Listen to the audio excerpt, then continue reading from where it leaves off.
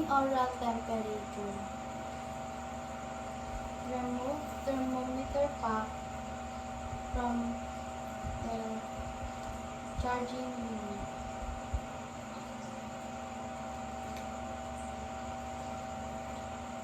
Sleeve disposable plastic probe cover.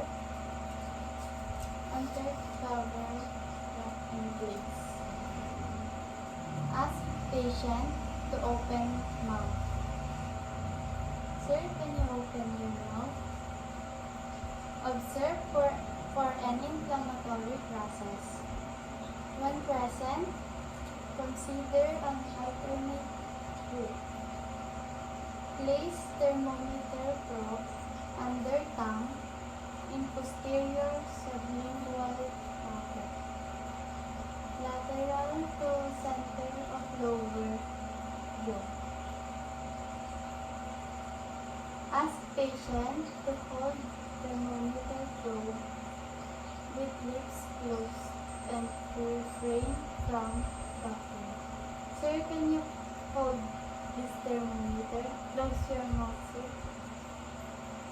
Left thermometer probe in place until audible signal indicated completion and patient temperature appeared on digital display.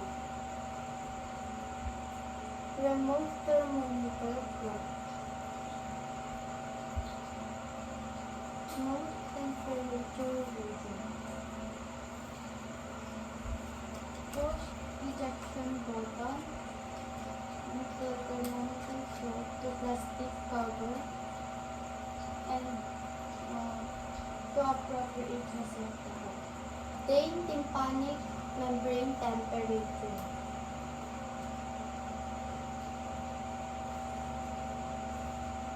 Help patient to assume comfortable position. When patient had been lying on one side, use upper ear. Note, if there was cerumen in patient's ear canal, obtain temperature from patient's right ear, if right-handed, or from patient's left ear, if left-handed. Sir, are you a right-handed or left-handed? Right-handed. Remove thermometer.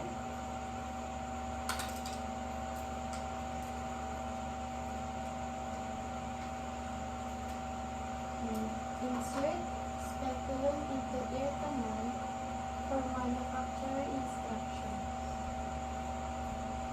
Press scan button on hand pin. Let speculum space until audible signals indicated completion and temperature appeared on digital display. Remove speculum. Note temperature reading and discard speculum cover into appropriate receptacle. When temperature was abnormal, replace probe cover and wait 2 minutes. Obtain temporal artery temperature. Ensure forehead was dry. Place sensor firmly on patient's forehead. Press scan button with thumb. Keep scan button with press. Read temperature when clicking sound stop. Release scan button. Clean sensor with alcohol swab.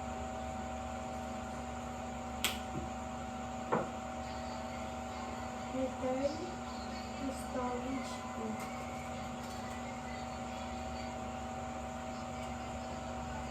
And perform hand hygiene. Inform patient of temperature reading and record for agency policy. Help patient into comfortable position. Remove and dispose of supplies and perform hand hygiene. Assessing radial pulse. Perform hand hygiene and position patient sitting or supine. When sitting, bend patient's elbows 90 degrees and support lower arm.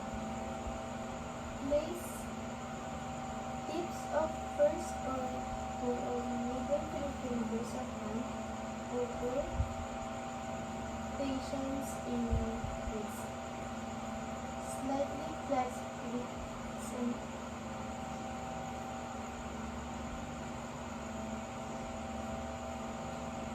lightly compress pulse against radius. Using pulse initially, relax pressure so pulse became easily palpable. After palpating a regular pulse, look at watch, second hand, and begin count rate. Counted the first beat, after the second count the number of the dial. Count as 1, then 2, and so on.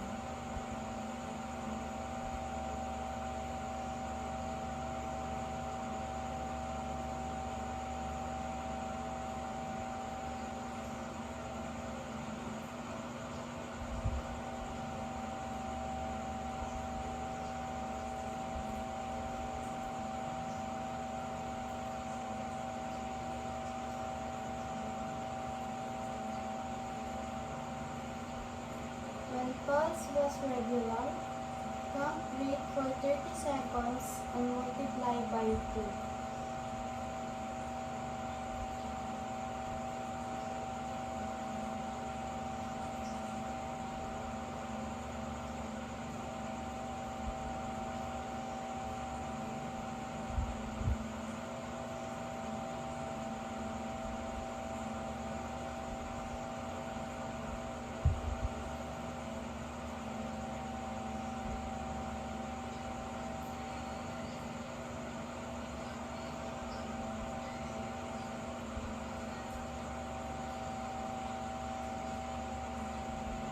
Inform patient of pulse recorded for agency policy. Help patient to comfortable position. Dispose of supplies appropriately. Remove and dispose of gloves and perform hand hygiene. Rectal thermometer. Ensure patient's privacy. Apply clean gloves. Remove thermometer pack. Using a single-use package, squeeze a liberal amount of lubricant on tissue. With non-dominant hand,